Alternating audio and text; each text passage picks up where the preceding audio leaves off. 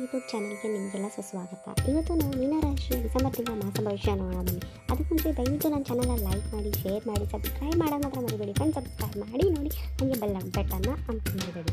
ಸರಿ ಬನ್ನಿ ಫ್ರೆಂಡ್ಸ್ ನೋಡೋಣ. ಮೀನರಾಶಿಯವರಿಗೆ ಬರ್ಕೊಂಥದ್ದು ಪೂರ್ವವಾದಿ ನಕ್ಷತ್ರದ 4ನೇ ಚರಣ ಹಾಗೂ ಉತ್ತರವಾದ ನಕ್ಷತ್ರದ ಎಲ್ಲ 4 ಚರಣಗಳು, ರೇವತಿ ನಕ್ಷತ್ರದ ಎಲ್ಲ 4 ಚರಣಗಳು. ನಿಮ್ಮ ಅದೃಷ್ಟದ ಬಣ್ಣ ಹಳದಿ ಮತ್ತು ಹಸಿರು ಬಣ್ಣ. ಅದೃಷ್ಟಾಧಾರ ದೇವತೆ ಮಹಾವಿಷ್ಣು, ಕೃಷ್ಣನ ಆರಾಧನೆ ಮಾಡಿ. ಆದಷ್ಟು ಮೀನರಾಶಿಯವರು ತುಂಬ ಮೃದು ಜೀವಿಗಳು. ಯಾರು ಕಷ್ಟಾರ್ಥ ಅಂತ ಹೇಳಿದ್ರೆ ತುಂಬ ಬೇಗ ಕರಗೋದು, ಎಲ್ಲ ಥರ ವಾತಾವರಣದಲ್ಲಿ ಬೇಗ ಒಗ್ಗಿಕೊಂಡು ಅವರು ಜೀವನ ಮಾಡ್ತಾರೆ. ನಮಗೆ ಇದೇ ಬೇಕು ಅದೇ ಬೇಕು ಅಂತ ಅಹಂಕಾರ ಇಲ್ಲದೆ ಒಂದು ಪ್ರೀತಿ ವಿಶ್ವಾಸದಿಂದ ಇರೋರೇ ಮೀನರಾಶಿ. 5, 6, 9 ಹಾಗೂ 26ರಂದು ನಿಮಗೆ ಶುಭದಾಯಕವಾಗಿರುತ್ತೆ. ಈ ದಿನಗಳಲ್ಲಿ ನೀವು ಒಳ್ಳೆಯ ಕಾರ್ಯ ಮಾಡೋಕ್ಕೆ ನೀವು ಉಪಯೋಗಿಸ್ಕೊಬೋದು. ಇನ್ನು ನೀವು ಇದರಲ್ಲಿ ರಾಹುಕಾಲ ಒಂದು ಹೊರತುಪಡಿಸಿ ನೀವು ಇದರಲ್ಲಿ ಒಳ್ಳೆಯ ಶುಭ ಕಾರ್ಯ ಗೃಹ ಪ್ರವೇಶ ಗಾಡಿ ತಗೊಂಡು ಮಾಡ್ಬೋದು. ಈ ಮಾಸದಲ್ಲಿ ನಿಮಗೆ ಹಣಕಾಸಿನ ಒತ್ತಡ ಸ್ವಲ್ಪ ಜಾಸ್ತಿ ಇರುತ್ತೆ. ಹಾಗೆ ಹೊರಗಡೆ ಅವರ ಜನರ ರಿಲೇಷನ್ಸ್ ಸ್ವಲ್ಪ ಒತ್ತಡನೂ ಜಾಸ್ತಿ ಇರುತ್ತೆ. ಅದಕ್ಕೆ ಏನು ಮಾಡಬೇಕು ಅನ್ನೋದು ನೀವು ಪ್ರಿಪೇರ್ ಆಗಿರ್ಬೇಕು. ನಮ್ಮ ಬುದ್ಧಿವಂತಿಕೆ, ಜಾಣ್ಮೆ ಎಲ್ಲದಕ್ಕೆ ಈ ಮಾಸ ನಿಮಗೆ ಒಂದು ಪರೀಕ್ಷೆ ಅನ್ನೋದು ನೀಡುತ್ತೆ. ಆ ಪರೀಕ್ಷೆಗೆ ನೀವು ಯಶಸ್ವಿ ಆದರೆ ನಿಮಗೆ ಒಳ್ಳೆಯದು ಮುಂದೆ ಬರುತ್ತೆ. ನೀವು ಹಣಕಾಸಿನ ವಿಷಯದಲ್ಲಿ ನೀವು ಸ್ವಲ್ಪ ಜಾಗೃತರಾಗಿರಬೇಕು. ನೀವು ಸುಮ್ಮನೆ ಖರ್ಚನ್ನ ಇದು ಮಾಡಬೇಡಿ. ಕೆಲವರು ನಿಮ್ಮ ಹಿತೈಷಿಗಳು ನಿಮಗೆ ಒಳ್ಳೆಯದನ್ನೇ ಬಯಸ್ತೀವಿ, ಕೆಟ್ಟದ್ದು ಮಾಡಲ್ಲ ಅಂತ ಹೇಳೋರು ಇರ್ತಾರೆ. ಬಟ್ ಅದರಲ್ಲಿ ಎಲ್ಲರ ಹಿತೈಷಿಗಳೇ ಆಗಿರ್ತಾರೆ ಅಂತೆಲ್ಲ ತುಂಬ ನೀವು ಜಾಗೃತವಾಗಿರಬೇಕು. ನಿಮ್ಮ ಸಂಸಾರ, ಹೆಂಡತಿ, ಮಕ್ಕಳು, ಗಂಡ ಆ ಕಡೆ ನೀವು ತುಂಬ ಗಮನ ಕೊಟ್ಟು ತುಂಬ ಎಚ್ಚರಿಕೆಯಿಂದ ಇರಬೇಕು. ಮತ್ತು ಈ ಮಾಸದಲ್ಲಿ ನಿಮಗೆ ಒಂದು ಬೆಲೆ ಬಾಳುವ ವಸ್ತು ನೀವು ಖರೀದಿ ಮಾಡುವಂಥ ಸಾಧ್ಯತೆಗಳಿದೆ. ಆದರೆ ನಿಮ್ಮ ಹಣಕಾಸಿನ ನೋಡಿಕೊಂಡು ನೀವು ಪರ್ಚೇಸ್ ಮಾಡಿ.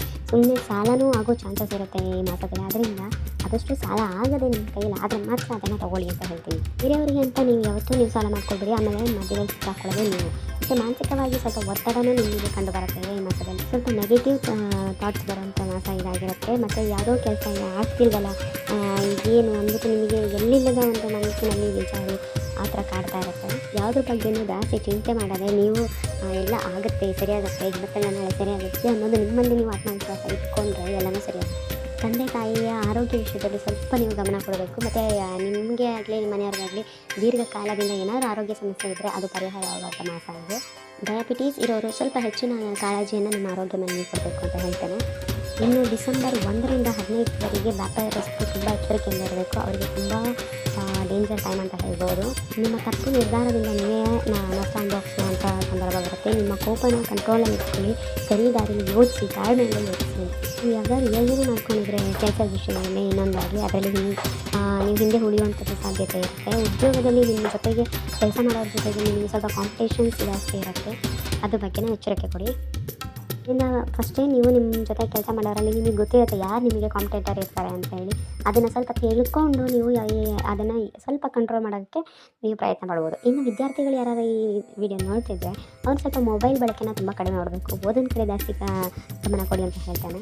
ಮಧ್ಯಮ ಫಲ ಇರೋದು 16ರಿಂದ 31ನೇ ತಾರೀಕುವರೆಗೆ ಸ್ವಲ್ಪ ಶಾರೀರಿಕವಾಗಿ ಶರೀರದಲ್ಲಿ ಏನೋ ಒಂಥರ ವೀಕ್ನೆಸ್, ನಿಮಗೆ ಏನೋ ಒಂಥರ ಒತ್ತಡ ಎಲ್ಲ ಕಂಡುಬರುತ್ತೆ. ಇನ್ನು ಕೆಲವೊಂದೊಂದು ವಿದ್ಯಾರ್ಥಿಗಳಿಗೆ ನಿಮಗೆ ಇದರಲ್ಲಿ ಏನಾರು ಎಕ್ಸಾಮ್ ಬರ್ತಿದ್ರೆ ಅದರಲ್ಲಿ ನಿಮಗೆ ಯಶಸ್ವಿ ಅನ್ನೋದು ಬರುತ್ತೆ. ಮತ್ತು ಕೆಲವೊಬ್ಬರಿಗೆ ಮೇಲಧಿಕಾರಿಗಳಿಂದ ಏನಾದರೂ ಒಂದು ಕಂಪ್ಲೇಂಟ್ ಆಗಿ ನಿಮಗೆ ವಿಚಾರಣೆ ಆಗುವಂಥ ಸಾಧ್ಯತೆ ಸ್ವಲ್ಪ ಇರುತ್ತೆ. ಆ ವಿಷಯದಲ್ಲಿ ನೀವು ಸ್ವಲ್ಪ ಎಚ್ಚರಿಕೆಯಿಂದ ಇರಿ. ನೀವು ಸ್ವಲ್ಪ ಎಚ್ಚರಿಕೆಯಿಂದ ಧೈರ್ಯದಿಂದ ನೀವು ಫೇಸ್ ಮಾಡಿದ್ರೆ ಎಲ್ಲ ಸಾಧ್ಯತೆ ಆಗುತ್ತೆ. ಮತ್ತು ವ್ಯಾಪಾರಿಗಳಿಗೆ ಹೆಂಗೆ 1ರಿಂದ 16ವರೆಗೆ ಏನು ಅವರಿಗೆ ಕಷ್ಟ ಆಗ್ತಿತ್ತು ಅದನ್ನೆಲ್ಲ ಅಪೋಸಿಟ್ ಆಗಿ ಇವಾಗ ಮಧ್ಯದಲ್ಲಿ ನಿಮಗೆ ಒಳ್ಳೆಯದು ಅಂದರೆ ಇವಾಗ ಲಾಭ ಆಗುವಂಥ ಮಾಸದಲ್ಲಿ ನೀವು ಮಾಡಬೇಕಾಗಿರೋಂಥ ಪರಿಹಾರ ಏನಂದರೆ ಹೈಗ್ರೀವನ ಆರಾಧನೆ ಮಾಡುವಂಥದ್ದು, ಧನ್ವಂತರಿ ಮಂತ್ರವನ್ನು ಜಪನ ಮಾಡುವಂಥದ್ದು, ಅರಳಿ ಮರಕ್ಕೆ ಪ್ರತಿನಿತ್ಯ ಹೋಗಿ ನೀರು ಹಾಕಿ ಕೈ ಮುಗ್ಗಿ ಬೇಡ್ಕೊಂಬರುವಂಥದ್ದು, ಈ ಮಹಾಮೃತ್ಯುಂಜಯ ಮಂತ್ರವನ್ನು ಜಪ ಮಾಡ್ಕೊಳ್ಳಿ ಸಮಯ ಸಿಕ್ಕಿದಾಗ. ಇದರಿಂದ ಈ ಸಣ್ಣ ಪುಟ್ಟ ಸಮಸ್ಯೆ ಪರಿಹಾರದಿಂದ ನಿಮಗೆ ಸಣ್ಣ ಪುಟ್ಟ ಸಮಸ್ಯೆ ಆಗಲಿ ಪ್ರತಿಯೊಂದು ನೀವು ಅಂದ್ಕೊಂಡಿದ್ದೆಲ್ಲ ನೆರವೇರಲಿ ಅಂತ ಅಂದ್ಕೊಂಡು ಒಳ್ಳೆಯದಾಗಲಿ ಅಂದ್ಕೊಂಡು ನಮಸ್ತೆ. ಶುಭೋದಯ.